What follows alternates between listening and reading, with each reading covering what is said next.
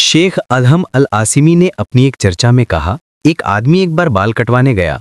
कुर्सी पर बैठने के बाद नाई ने कहा, भाई मैं अब सृष्टिकर्ता में विश्वास नहीं करता। उस आदमी ने हैरान होकर पूछा, आप ऐसा क्यों कहते हैं?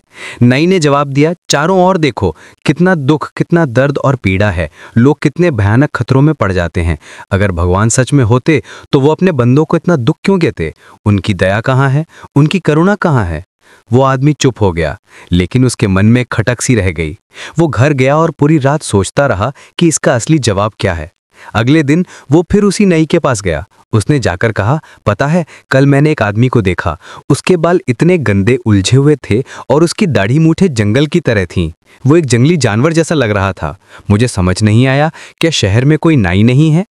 नाई ने कहा, भाई नाइयों की कोई कमी नहीं है, लेकिन वे लोग नाई के पास जाते ही नहीं हैं।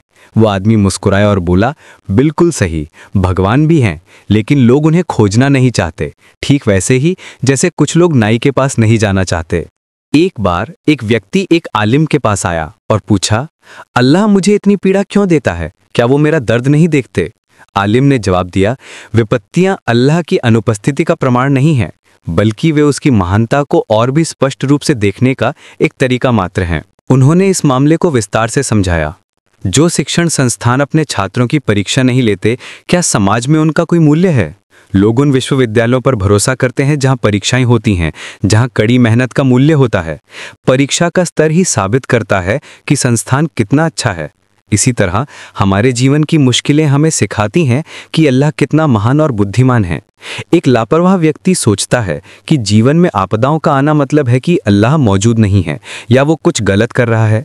लेकिन एक मोमिन समझता है कि विपत्ति वास्तव में उसकी हिकमत और कुदरत का संकेत है। अगर दुनिया में हर कोई अमीर होता या हर कोई गरीब होता या हर कोई ज्ञानी होता तो जीवन का संतुलन ही नष्ट हो जाता। अल्लाह ताला में पवित्र कुरान में कहा है, मैंने तुम में से कुछ को दूसरों पर रिज्क या धन के माध्यम से दर्जा दिया है। ये विविधता, कोई अमीर कोई गरीब, किसी के पास ज्यादा ज्ञान किसी के पास कम, ये सब अल्लाह के संतुलन की शिक्षा है। ये सहानुभूति, धैर्य और अंतर्दृष्टि सिखाती है। इसीलिए इब्न अताइल्लाह ने कहा था कि अल्लाह को खोजने वालों के लिए जरूरत और कठिनाई का आना ईद की तरह है। नेक लोग विपत्तियों को सजा के तौर पर नहीं, बल्कि अल्लाह की रहमत और आध्यात्मिक विकास का अनुभव करने के अवसर के रूप में देखते थे। अल्लाह ताला कुरान मजीद में कहते हैं, अरबी आयत, और हम निश्चय ही तुम्हें कुछ डर और भूख से परखेंगे। ध्यान दें, अल्लाह ने कहा कुछ, यानी बिशैन, जिसका अर्थ है थोड़ी मात्रा। इस उम्मत के लिए सबसे कठिन परीक्षाओं को भी अल्लाह ने थोड़ी मात्रा कहा है। फिर भी पिछली कौमों की सजा का वर्णन करते हुए अल्लाह ने कहा, तो अल्लाह ने उन्हें भूख और डर का लिबास यानी वस्त्र चखाया। एक वस्त्र इंसान को पूरी तरह से ढक लेता है। इसका मतलब है कि उन पर आई परीक्षाओं ने उन्हें चारों तरफ से पूरी तरह से घेर लिया था।